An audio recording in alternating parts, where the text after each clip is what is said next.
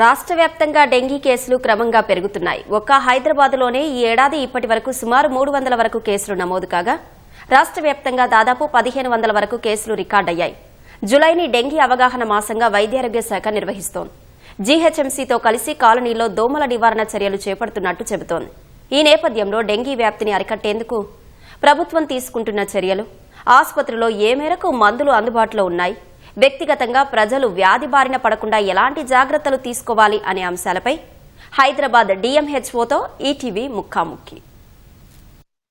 రాష్ట్ర వ్యాప్తంగా డెంగీ కేసుల సంఖ్య క్రమంగా పెరుగుతుంది. ఈ ఏడాది ఇప్పటి వరకు దాదాపుగా 1500 వరకు పైన డెంగీ కేసులు నమోదైనట్టుగా సమాచారం.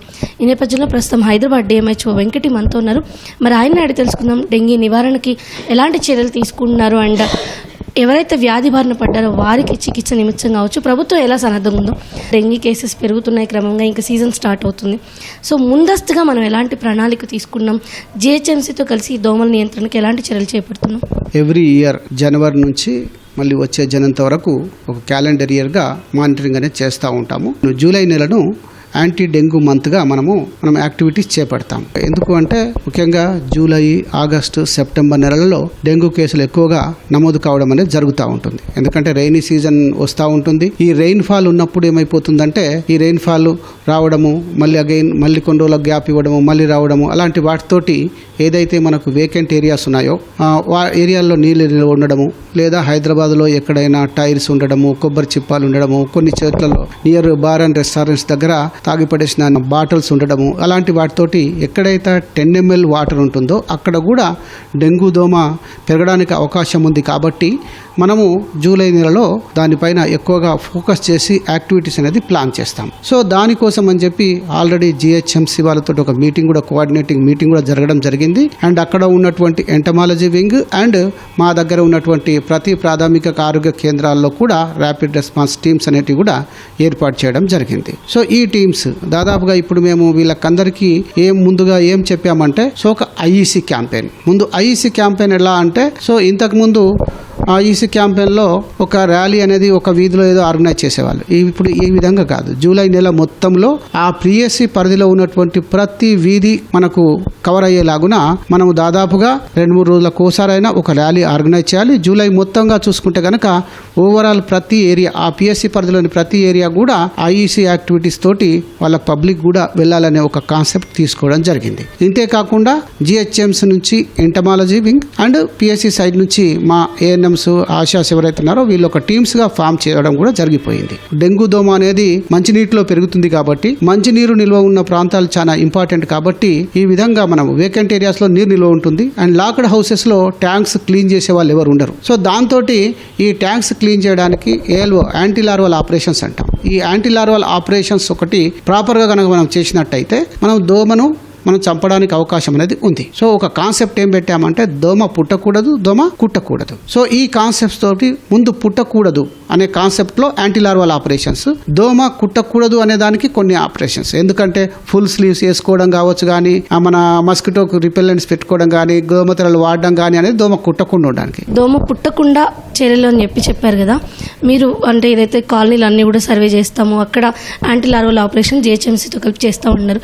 అయితే ఎవరైనా సరే వాళ్ళ కాలనీలో ఈ ఆపరేషన్ జరగలేదు, కమ్యూనికేట్ అవ్వాలనుకున్నారట హెల్త్ డిపార్ట్మెంట్తోనో జిహెచ్ఎంసీతోనో, ఎందుకంటే టీంలు కలిసి వర్క్ చేస్తున్నాయి కాబట్టి వాళ్ళు ఎవరితో కమ్యూనికేట్ అవ్వాలి, ఎక్కడికి వచ్చి ఈ వివరాలు అంటే వాళ్ళు చెప్పాలి, మా కాలనీలో ఇలాంటివి జరుగుతున్నాయి, కొంచెం చేయించండి యాంటీ లార్వల్ యాక్షన్ అనేవి ఎవరిని అడగాలి? సో జిహెచ్ఎంసీలో ఆల్రెడీ నంబర్ ఉంది. అండ్ కావాలంటే మన DMH ఆఫీస్లో కూడా ఒక నంబర్ పెడుతున్నాము. అది కూడా అందరికి పబ్లిక్ ఇస్తాం. అంటే ప్రతి ప్రాథమిక ఆరోగ్య కేంద్రం వాళ్ళకి చెప్తాము. అలాగే DMH ఆఫీస్లో 24/7 పనిచేసేలాగా నా నంబర్ను కూడా మేము, అంటే మలేరియా ఆఫీసర్ నంబర్ ఉంది, దాన్నే మేము పబ్లిక్ డొమైన్లో పెట్టడం అనేది జరుగుతుంది. సో ఆ విధంగా మాకు చెప్పినట్టయితే కన్సర్న్ PSC వాళ్ళకి చెప్పడము, ప్లస్ కన్సర్న్ PSC వాళ్ళు కన్సర్న్ GHMC సిబ్బందితో చేసుకొని వాళ్ళు ఇమీడియట్గా అక్కడికి వెళ్ళి యాక్టివిటీస్ చేసేలాగా కూడా ప్లాన్ చేస్తున్నాం. And at the same time ఆ ఏరియాలో ఉన్నటువంటి స్కూల్స్ ఉంటాయి. ఈ స్కూల్స్లో ఐఈసీ యాక్టివిటీస్ చేస్తారు. అంటే దాదాపుగా ఆ స్కూల్స్లో ప్రతి స్కూల్లో కనుక ప్రేయర్ జరుగుతూ ఉంటుంది. ఆ ప్రేయర్ టైంలో దాదాపు మా పిఎస్సికి సంబంధించినటువంటి కానీ జిహెచ్ఎంసీ వాళ్ళు కానీ ప్రేయర్లో వెళ్ళి మాట్లాడేలాగున్నా కూడా ఒక యాక్షన్ ప్లాన్ తయారు చేయడం జరిగింది. సో అక్కడ స్కూల్లో వెళ్ళి మాట్లాడతారు దోమ గురించి, దోమ లైఫ్ స్టైల్ గురించి, అలాగే ఎన్ని గుడ్లు పెడుతుంది, తర్వాత ఏ విధంగా అది ఉంటుంది అనే దానిపైన ఒక యాక్టివిటీ చేసి, అంతేకాకుండా స్కూల్ వాళ్ళ టీచర్లను కూడా ఒక ఇన్ఫర్మేషన్ తెలుసుకునేలా కూడా చేస్తూ ఉన్నాం. ఏం ఇన్ఫర్మేషన్ అంటే మీ ఇంట్లో ఎవరైనా ఫీవర్ తోటి ఉన్నారా, ఆ విధంగా తెలిసేటట్టు ఇమీడియట్గా ఆ ఇన్ఫర్మేషన్ కనుక మాకు వచ్చేటట్టు చేసుకుంటే ఆశా కార్యకర్తలు ఏఎన్ఎంస్ అందరూ కూడా ఏంటంటే ఇమీడియట్గా వాళ్ళని ఫాలో అప్ చేయడానికి కూడా ఒక అవకాశం అనేది చేస్తూ ఉన్నాం. సో ప్రతి ప్రాథమిక ఆరోగ్య కేంద్రంలో బస్సు దవాఖానలో ర్యాపిడ్ టెస్ట్ ఉన్నాయి. అలాగే ఎలిజా శాంపుల్స్ కూడా మేము తీసుకొని ఇమీడియట్గా తెలంగాణ డయాగ్నోస్టిక్ పంపిస్తూ ఉన్నాము. దాంతో కూడా రిపోర్ట్స్ వస్తూ ఉన్నాయి. అంతేకాకుండా మనకు దాదాపుగా హైదరాబాద్లో ఉన్నటువంటి బెడెడ్ హాస్పిటల్స్ ఏదైతే ఉన్నాయో అన్నింటి నుంచి ఇన్ఫర్మేషన్ వస్తూ ఉంది. సో అన్నింటి నుంచి డెంగ్యూకి సంబంధించిన ఇన్ఫర్మేషన్ వస్తూ ఉంది కాబట్టి దాని ప్రకారం కూడా చర్యలు అనేవి తీసుకోవడం జరుగుతుంది. ఇవి రెండు, ఒకటి పిఎస్సి నుంచి పాజిటివ్గా కేసు వచ్చినప్పుడు, ప్రైవేట్ హాస్పిటల్ నుంచి పాజిటివ్గా కేసు వచ్చినప్పుడు వాటి యొక్క అడ్రస్ వాళ్ళని కూడా ఏమని చెప్పామంటే ఇప్పుడు వాళ్ళ యొక్క పేరు, కాంటాక్ట్ నంబర్ 2 కావాలి, temporary address and permanent address ఈ 2 వచ్చేటట్టు మేము ప్లాన్ చేయడం జరిగింది. ఎందుకు అంటే ఒకవేళ మైగ్రెంట్ పీపుల్ ఉన్నారనుకోండి, కొన్నిసార్లు ఇక్కడ ఉంటారు, తర్వాత వెళ్ళిపోతారు. సో వాళ్ళు ఇక్కడ కేసు పాజిటివ్గా వచ్చినప్పుడు ఆ ఏరియాలో చుట్టుపక్కల కేసెస్ రావడానికి అవకాశం ఉంది కాబట్టి వాళ్ళు మిస్ కాకుండా ఉండడం ఉద్దేశంతో temporary address and permanent address అనేది 2 విధాలుగా అడుగుతా ఉన్నాం. At the same time Gandhi hospital, Osmania, fever hospital, ఇంకా ఇతర హాస్పిటల్స్ ఉన్నాయి, నీలోఫర్ హాస్పిటల్, ఈ హాస్పిటల్స్ ఉన్నాయో వాళ్ళ దగ్గర నుంచి కూడా మేము డీటెయిల్స్ ప్రాపర్గా ఇవ్వమని చెప్పడం కూడా జరుగుతూ ఉన్నది. సో పాజిటివ్ వచ్చిన ఏరియాలో ఏం చేస్తున్నామంటే ఎక్కడైనా సరే ఇమీడియట్గా ఆ ఇంటిని సందర్శించడం, అక్కడ ఒక హెల్త్ క్యాంప్ పెట్టడం, అక్కడ చుట్టుపక్కల ఒక 50 నుంచి 100 ఇళ్లలో ఫీవర్స్ ఏమైనా సర్వే ఉన్నాయా అనేది సర్వే చేయడం, సర్వే ఉంటే అక్కడ ఫీవర్స్ ఉంటే వాళ్ళ దగ్గర శాంపుల్స్ తీసుకోవడం, ఆ శాంపుల్స్ తెలంగాణ డయాగ్నోస్టిక్ పంపించి డెంగ్యూ టెస్ట్ల గురించి చూడడం, ఇక్కడ డెంగ్యూ కేసెస్ యొక్క సాంద్రత ఏ విధంగా ఉంది అని తెలుసుకోవడం, అదే సేమ్ టైం ఆ ఇళ్లలో మనకు స్ప్రే యాక్టివిటీస్ కూడా చేస్తారు. సో దాంతో ఆ ఏరియా ఇంకొకసారి దాన్ని మళ్ళీ ఫాలో అప్ కూడా చేస్తూ ఉంటారు. సో మళ్ళీ ఏమైనా కేసెస్ వస్తున్నాయి అనేది తెలుసుకోవడానికి అవకాశం అనేది ఉంటుంది. ఈ ఏడాది ఇప్పటికే రాష్ట్ర వ్యాప్తంగా దాదాపు 1500 వరకు కూడా కేసులు నమోదైనట్టు తెలుస్తుంది. ఇది అఫీషియల్గా నమోదైన సంఖ్య. చాలా చోట్ల ఇవి రికార్డు కూడా అవ్వకపోయి ఉండొచ్చు. ఈసారి కేసులు ఇంకా మరింత పెరిగే అవకాశం ఉందన్న అంచనాలు ఉన్నాయి. దీనిపైన మీరేమంటారు? హెల్త్ డిపార్ట్మెంట్ అండ్ జిహెచ్ఎంసీ అనేది సన్నద్ధంగా ఉంది. ముఖ్యమైన చెప్పాల్సిన పాయింట్ అంతా సన్నద్ధంగా ఉంది. ఎందుకంటే లాస్ట్ ఇయర్ కనుక మీరు చూసుకుంటే మనకు ఎప్పుడైనా సరే మాకు సెప్టెంబర్ మంత్ అనేది చాలా పీక్గా ఉంటుంది. కానీ లాస్ట్ ఇయర్ చూసుకుంటే సెప్టెంబర్ మంత్లో కేసెస్ తగ్గిపోయాయి. ఎందుకు అంటే మేము జూలై ఆగస్ట్ నెలలో ఎక్కువగా యాక్టివిటీస్ చేయడం జరిగింది. యాంటీ లార్వల్ ఆపరేషన్స్ అంటే ముందే చెప్పాను ఇంతకుముందు, దోమ పుట్టకూడదు, దోమ కుట్టకూడదు. దోమ పుట్టకూడదు అంటే ఏం చేయాలి అంటే ఒక దోమ గుడ్డు పెట్టి మళ్ళీ పెద్దగా కావడానికి, దోమగా కావడానికి పట్టే సమయము 1 వీక్. ఈ 1 వీక్ లోపల దోమను ఒక్కసారి గనక మనం ఆ గుడ్ల పైన గనక ఆ నీళ్ళలో పెట్టే గుడ్లకు గనక ఆక్సిజన్ అందకుండా మనం గనక దాన్ని చేయగలిగితే దాదాపుగా అది చనిపోవడానికి అవకాశం అనేది ఉంది. లేదు ఒకవేళ మెడిసిన్ పెట్టడము, లేదా డైఫ్లూర్బెంజరైడ్ అనే మెడిసిన్ ఉంటుంది, దాంట్లో గనక ఇప్పుడు ప్రతి ఒక్క ఆశాకు, ఏఎన్ఎంకు ఒక 100 ml బాటిల్లో పెట్టి ఇద్దామని చెప్పి ప్లాన్ కూడా చేయడం జరిగింది. సో అది ఒక రకమైంది.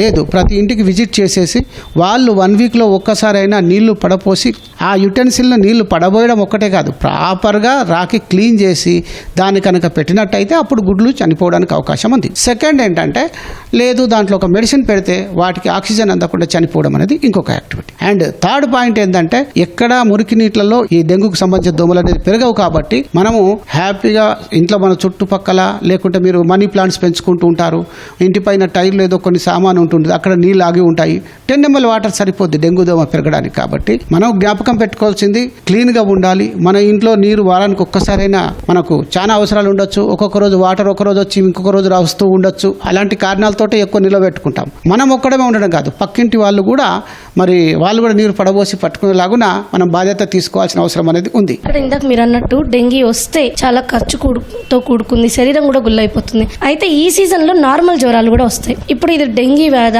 నార్మల్ వ్యాధ అని చాలా మంది భయపడే అవకాశం ఉంటుంది.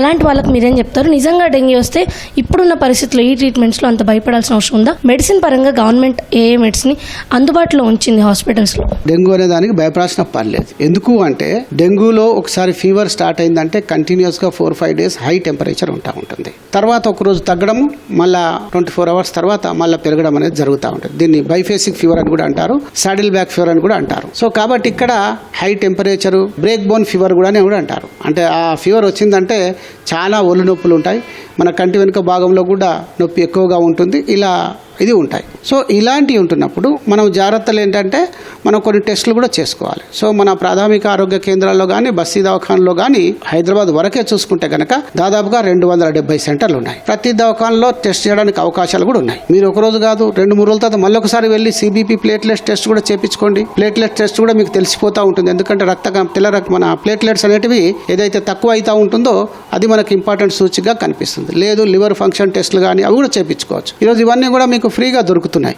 సో బయటకు ప్రైవేట్ హాస్పిటల్లో వెళ్ళాల్సిన అవసరం అనేది లేదు.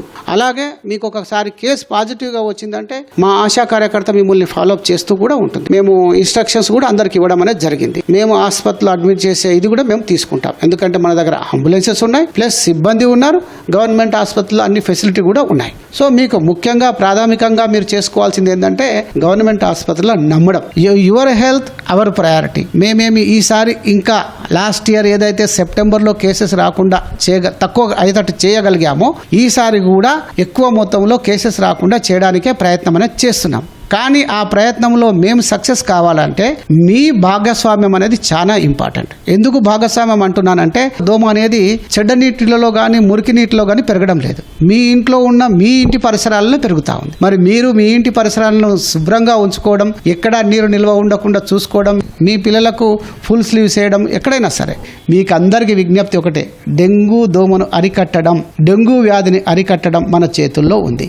దానికి ఏ ఏజెన్సీ, ప్రైవేట్ ఏజెన్సీ అవసరం లేదు. మీరు భయపడాల్సిన పని లేదు. ప్రభుత్వం దగ్గర అన్ని రకాల టెస్టులు ఉన్నాయి, అన్ని రకాల మందులు ఉన్నాయి. సో ఇది డెంగీ వ్యాధికి భయపడాల్సిన అవసరం లేదు. వ్యాధి కట్టడి కోసం ప్రభుత్వం అన్ని రకాల చర్యలు తీసుకుంది. ముఖ్యంగా దోమల నివారణ ద్వారా దీన్ని కట్టడి చేయొచ్చు. అయితే దోమలను నివారించడం అనేది కేవలం ప్రభుత్వ ఆర్గనైజేషన్స్ మాత్రమే కాదు, ప్రతి ఒక్క వ్యక్తి చేతిలో ఉందని చెప్పేసి మీరు స్వయంగా కనీసం వారానికి ఒక్కరోజు మీ ఇంట్లో ఉన్నటువంటి మంచినీళ్ళు ఏవైతే నిల్వ చేస్తున్నారో వాటన్నిటిని ఎప్పటికప్పుడు శుభ్రం చేసుకోవడం, కనీసం వారానికి ఒకసారి ఇలాంటి చర్యలు చేపట్టడం, పరిసరాల్ని పరిశుభ్రంగా ఉంచుకోవడం, ఇలాంటి చర్యల ద్వారా దోమలను అరికట్టవచ్చు. తద్వారా డెంగీ కేసులు రాకుండా చూసుకోవచ్చు అని చెప్తున్నారు డాక్టర్ వెంకట. అయితే ఎవరికైనా వ్యాధి సోకినట్లయితే కనుక చికిత్స అందించేందుకు పూర్తి స్థాయిలో ఏర్పాట్లు చేశామని చెప్పి ప్రభుత్వ ఆసుపత్రిలో పిహెచ్డీలు నమ్మి అక్కడికి రండి, చికిత్స తీసుకోండి అని చెప్తున్నారు డాక్టర్ వెంకట. కెమెరా పర్సన్ శ్రీధర్తో రమ్య, ఈటీవీ న్యూస్, హైదరాబాద్.